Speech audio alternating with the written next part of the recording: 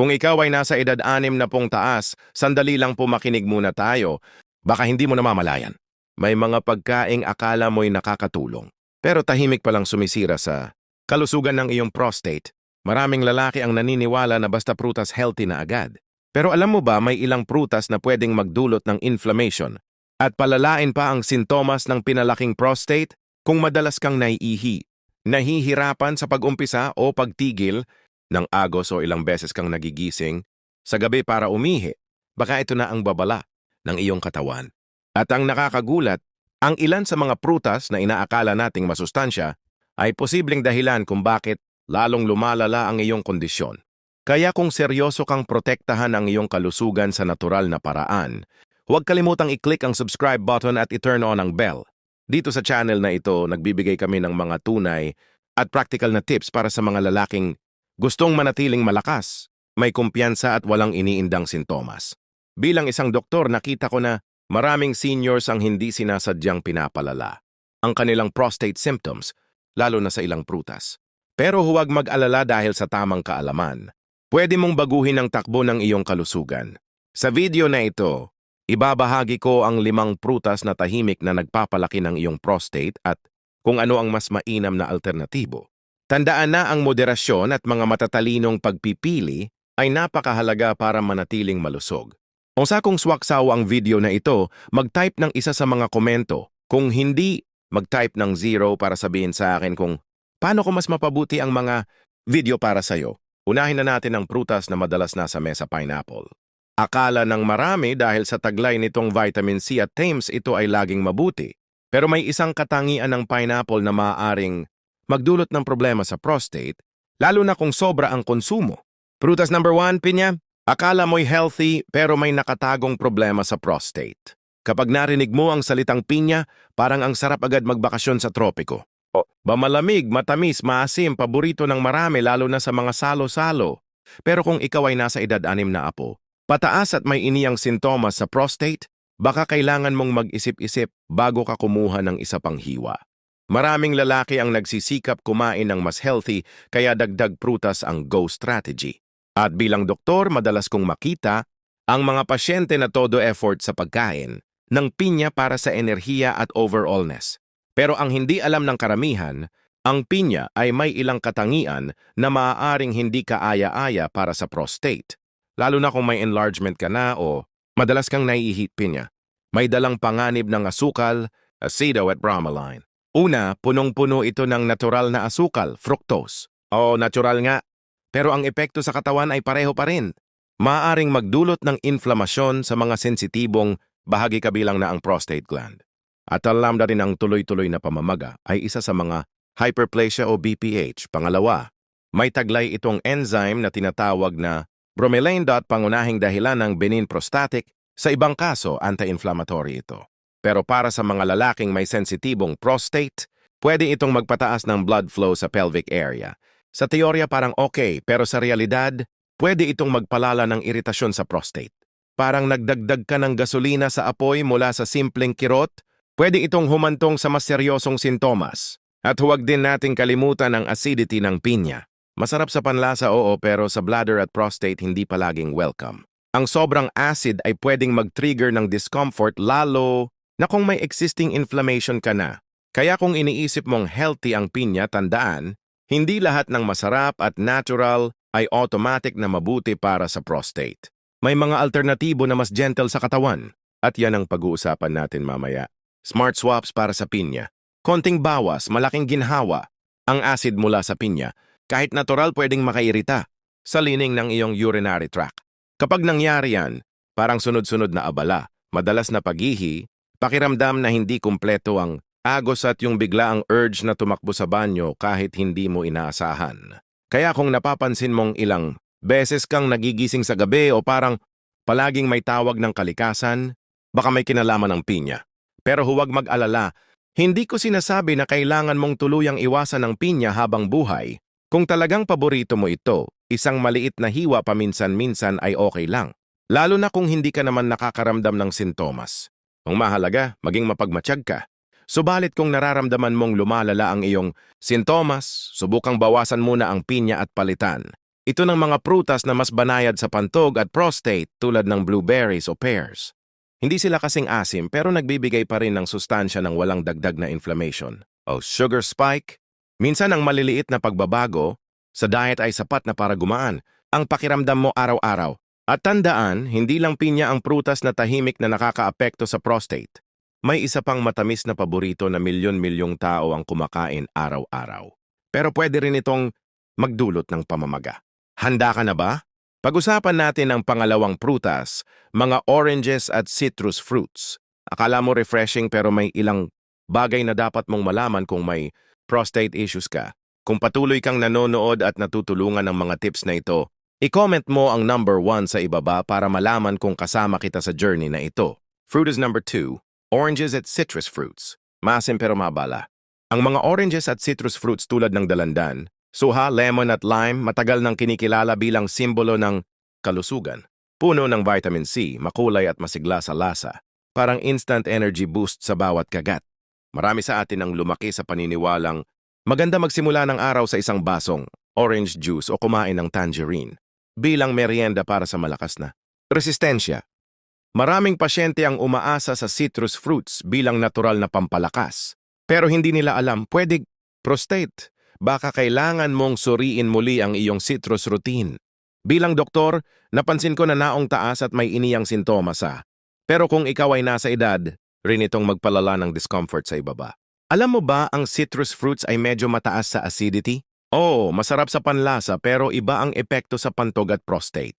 Ang maasim na lasa na. Gumigising sa umaga pwedeng makairita sa lining ng iyong urinary tract. At kapag nangyari yan, pwedeng magsimula ang sunod-sunod na inflammation, pakiramdam ng burning at yung urge na umihi kahit konti lang ang lumalabas. Para sa mga lalaking may benign prostatic hyperplasia o BPH, ang ganitong klaseng iritasyon ay hindi biro. Mula sa simpleng abala, pwede itong humantong sa pagod na pakiramdam. Lalo na kung paulit-ulit, kang nagigising sa gabi o hindi makalabas ng bahay nang walang banyo sa malapit. Kaya kung citrus ang gusto mo sa umaga, baka panahon na para maghanap ng alternatibo na mas gentle sa katawan. Citrus fruit akala mo'y pampalusog pero may tinagong epekto. Sa paglipas ng panahon, ang araw-araw na konsumo ng citrus ay pwedeng mag-ipon ng epekto. At ang prutas na akala mong tumutulong sao para manatiling fat, baka siya rin ang humahadlang sa iyong ginhawa lalo na sa gabi. Pero huwag mag-alala, hindi mo kailangang tuluyang iwasan ng citrus. Kung gusto mo ng paminsang kaunting orange o patak ng lemon sa tubig, ayos lang. Ang mahalaga maging mapagmatsyag. Kung madalas kang nagigising sa gabi o pakiramdam mo'y laging may laman ang pantog, baka oras na para tanungin ang sarili. Nakakatulong ba talaga ang citrus sa akin o mas nakakapagpalala ng sintomas? Sa halip na umasa sa citrus fruits, subukan ang mas banayad na alternatibo tulad ng mansanas, peras o sweet berries. May antioxidants pa rin pero walang matinding asido or sugar spike. Marami sa aking pasyente ang nagsabing, mas gumaan ang pakiramdam nila matapos ang simpleng palet na ito. But speaking of simpleng palate, may isa pang prutas na akala ng lahat ay harmless pero pwedeng may epekto rin sa prostate. Madalas itong nasa kusina, paborito ng marami, at hindi mo iisiping may kinalaman sa iyong pagbisita sa banyo sa gabi. Pag-usapan natin ang ikatlong prutas, bananas. Kung ikaw ay patuloy na nanonood, huwag kalimutang i-hit ang like button kung help ito sao na ma-ontrol ang iyong kalusugan. Prutas number 3, saging. Banayad sa panlasa pero pwedeng mabigat sa prostate. Ang saging simple, masarap at palaging nasa kusina. Mula umaga hanggang hapon, ito ang go merienda ng marami lalo na ng mga seniors na gustong magpalakas or magpa-energize. Malambot, matamis at madaling kainin. Kaya hindi nakakapagtaka kung bakit paborito ito ng lahat ng edad. Pero alam mo ba kahit mukhang harmless, ang saging pwede rin itong magdulot ng abala sa prostate lalo na kung madalas mo itong kainin.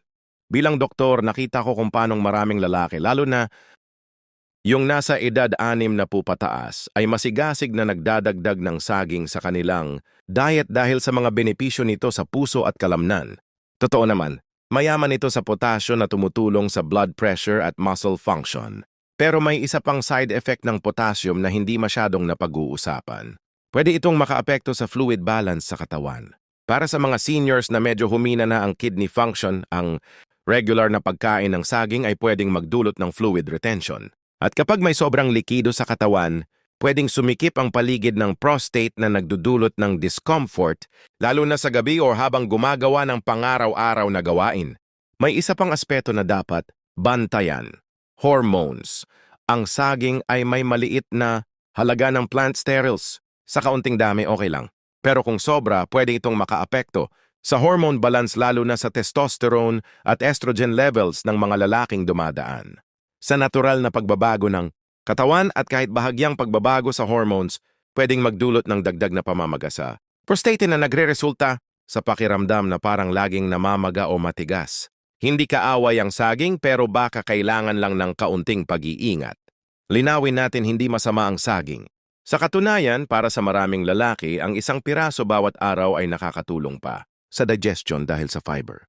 Kung enjoy mo ang saging sa umaga at ito'y nagbibigay ng saya sa'yo, go ahead, tuloy lang. Pero kung araw-araw kang kumakain ng 2, 3, o higit pa, iniisip mong mas marami, mas mabuti, baka panahon na para huminto sandali at pag-isipan nito. Baka tahimik nang nagrereklamo ang iyong prostate. Minsan ang simpleng pagbabawas lang kahit 1 piraso ay sapat na para maibsan ang pressure at maramdaman mo ang ginhawa. Ang mahalaga dito ay kamalayan at moderasyon. Hindi kailangang tanggalin ang saging sa buhay mo.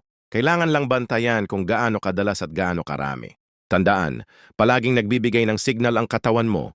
At ang pakikinig sa mga senyales na yon, yan ang isa sa pinakamahalagang hakbang para maprotektahan ang iyong kalusugan. At kung akala mo tapos na tayo sa mga prutas na mukhang inosente, may isa pa tayong dapat pag-usapan, ang pakwan. Paborito tuwing tag-init. Pero may ilang bagay na dapat mong malaman kung may prostate concerns ka. Ang prutas na kadalasang itinuturing na simbolo ng sariwang taginit, ngunit para sa mga lalaking may pinalaking prostate, maaari itong isang nakatagong banta na hindi mo inaasahan. Prutas number 4, pakwan. Kaibigan sa taginit pero pwedeng kaaway ng prostate. Ngayon pag-usapan natin ang pakwan. Sino ba naman ang hindi naaaliw sa pakwan? Isa itong simbolo ng masayang tag-init, picnic, tawanan at mga sandaling walang iniintinding problema. Ang tamis at katas nito parang sagot ng kalikasan sa init ng panahon. Kaya't hindi nakakapagtaka kung bakit ito ang paborito ng marami lalo na ng mga seniors na gustong mag-hydrate ng masarap.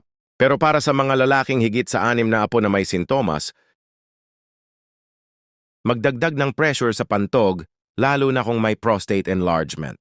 Kapag lumalaki ang prostate, naiipit ang urethra, yung daanan ng ihi. Ibig sabihin, hirap ang pantog na mag-empty ng buo. Ngayon isipin mong may dagdag na tubig mula sa pakwan, pwedeng maging tahimik na kalaban. Bilang doktor, naiintindihan ko kung gaano kahalaga ang hydration. At oo, ang pakwan ay parang jackpot, matamis, masarap at higit 10% tubig. Pero dito nagkakaroon ng problema. Ang sobrang tubig mula sa pakwan ay pwedeng ng prostate enlargement. Ang pakwan ay parang pinupuno mo pa ang baso na halos umaapaw na. Ang resulta, mas madalas na paghihi lalo na sa gabi at mas matinding urge sa araw. Hindi ibig sabihin na bawal na ang pakwan. Pero kung napapansin mong mas madalas kang bumibisita sa banyo pagkatapos kumain nito, baka ito na ang clue na kailangan mong bawasan ng dami. Pakwan hindi lang tubig, may asukal din na pwedeng magpasimuno ng pamamaga. Isa pa sa mga hindi masyadong napapansin tungkol sa pakwan ay yung pakiramdam na parang hindi pa tapos kahit na marami ka ng naihi. Bukod sa tubig, ang natural na asukal ng pakwan ay pwedeng tahimik na magdagdag sa pamamaga sa katawan. Para sa mga lalaking may BPH o benign prostatic hyperplasia, kahit kaunting dagdag sa inflammation ay pwedeng magpalala ng sintomas. Hindi lang ito tungkol sa pressure mula sa sobrang likido, may pangmatagalang epekto rin ang asukal lalo na kung madalas mong kainin ang pakwan. Ang resulta araw-araw na abala, pakiramdam na hindi kumpleto at tulog na putol-putol. Hindi ko sinasabing iwasan mo na ang pakwan ng tuluyan. May taglay itong mga bitamina at antioxidants na pwedeng makatulong kung bahagi ito ng maingat at balancing diet. Pero ang oras sa ate ay mahalaga. Kung gusto mong kumain ng 1 hiwa o 2, subukan mo itong gawin sa umaga o tanghali para may oras ang katawan mong iproseso ang dagdag na tubig bago ka matulog. Tandaan, ang mga pagkaing kinakain sa gabi ay pwedeng makaapekto sa kalidad ng tulog mo. Makinig sa katawan mo. Minsan ang simpleng pagbabawas lang ay sapat na para maramdaman mo ang ginhawa. Mas magaan ang araw, mas tahimik ang gabi. May isa pang prutas na madalas nating makita sa lamesa. Maliit, matamis at kadalasang nasa bungkos. Madaling kainin, masarap sa bawat kaagat at parang walang epekto. Pero teka lang, baka may tinatago itong problema na hindi mo napapansin. Prutas number 5. Ubas maliit pero pwedeng magdulot ng malaking abala sa prostate. Paborito sa mga salo-salo, merienda tuwing hapon o pampatanggal uhaw kapag gusto mo ng fresh na prutas. At dahil sa banayad nitong tamis, pakiramdam natin ay nagiging malusog tayo habang nag-e-enjoy. Pero para sa mga lalaking lampas sa nimnapon na may enlarged prostate, ang ubas ay pwedeng maging tahimik na pasimuno ng discomfort. Bilang doktor, madalas kong marinig sa mga pasyente, "Dok, ubas lang naman yan. Maganda sa puso, may antioxidants pa." Totoo naman yan. Pero may isa pang side na hindi masyadong napag-uusapan At dahil maliit ang bawat piraso, minsan hindi natin namamalayang nakakakain na tayo ng sobra, isang bungkos, dalawang bungkos. Pero bawat kagad ay may dalang asukal na pwedeng magpalala ng inflammation sa katawan. At para sa prostate na sensitibo na sa edad, ang tuloy-tuloy na pamamaga ay pwedeng magdulot ng iritasyon, paninikip at dagdag na abala sa paghihi. Hindi lang asukal ang dapat bantayan. Ang ubas ay may tannins, mga compound na pwedeng makairita sa lining ng pantog at sa paligid ng daanan ng ihi.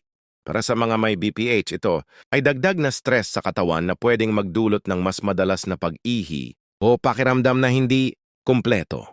Maliit na prutas, malaking epekto, pero may magagawa ka.